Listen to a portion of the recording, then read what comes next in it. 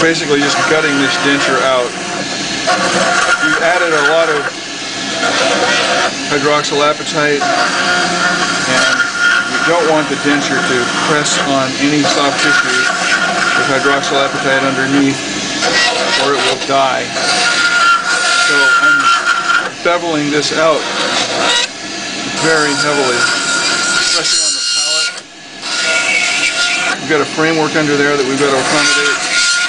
I don't want any sharp edges on this thing, so we just cut this back and cut it back and deepen it. This patient has so much bone loss that it's really not much of a concern about how deep the abutments go. So you can see how beveled out this is, so that there will be more of a flat surface along this area right here and in here. We're really going to take this down. That way there's no pressure on the palate at all while this is healing. Right under the nose is always a place, and especially Lourdes has almost no, she got about 3 millimeters of bone left there before you get into the floor of the nose. So you can see how we're just gouging this out, beveling it out.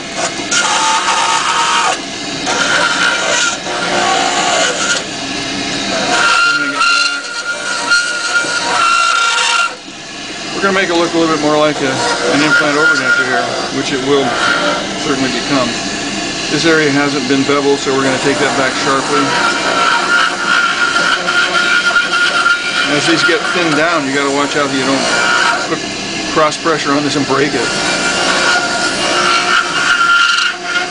I think I've done that once before. And we're deepening this where the abutment goes.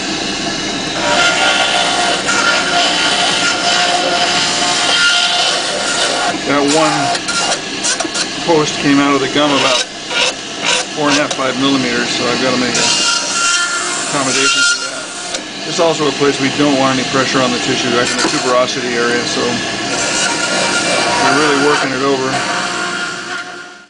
In fact, she's only 40 years old, and if she weren't getting this implant, by the time she's 45 or 50, she would not be able to wear a denture at all. And this is a rather strikingly beautiful woman who would be devastated. So we're doing something really special for her, getting an implant like this in her mouth. And she can be confident that if she keeps it clean, she's probably going to have it the rest of her life. Okay, that's pretty much where we're going with this. I'll take a little bit more out of here. They love it when they wake up from the mild sedation and they realize that, gee, I don't really have a denture anymore. They think you're pretty swell. Again, we're beveling back here, beveling back. This is all going to be filled in with an acrylic cold cure plastic. So, alright, that's pretty much where we want to go. Right there.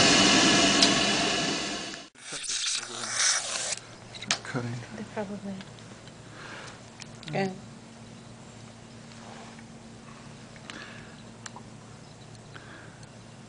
This is a custom endosseous implant in a severely atrophic maxilla.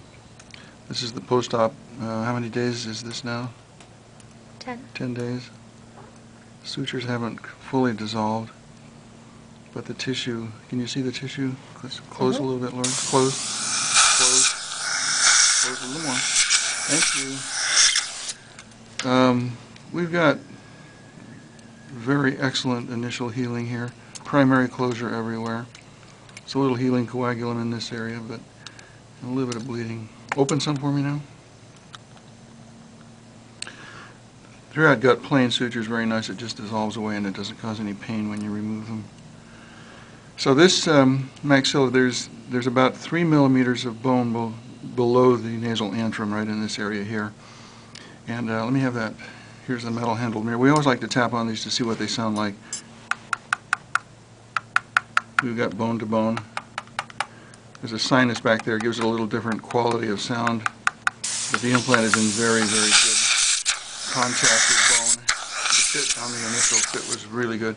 I've taken a full upper denture and trimmed it down to what you see there. You want to go a little bit there. You see that?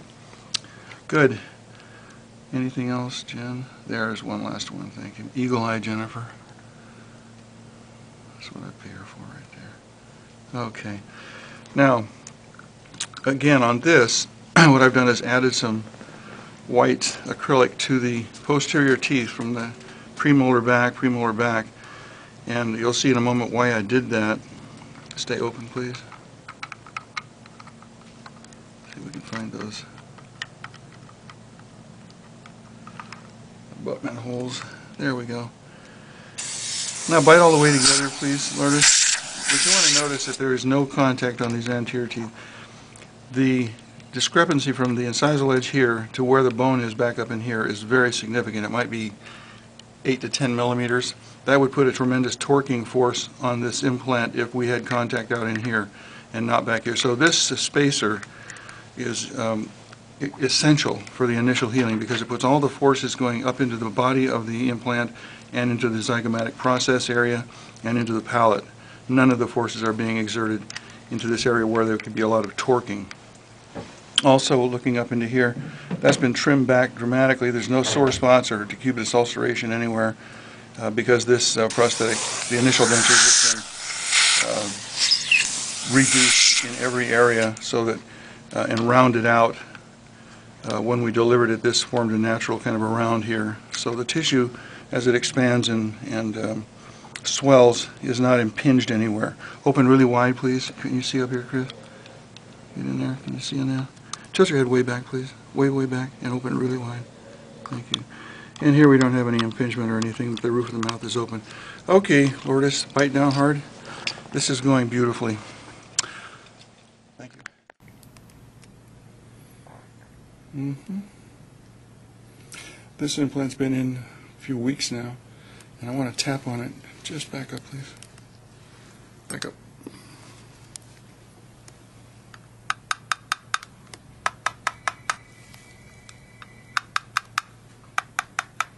That implant is fully integrated right now in just that short time. So we're ready to move forward with our bite records and final impressions and get the prosthetic made up. Thank you.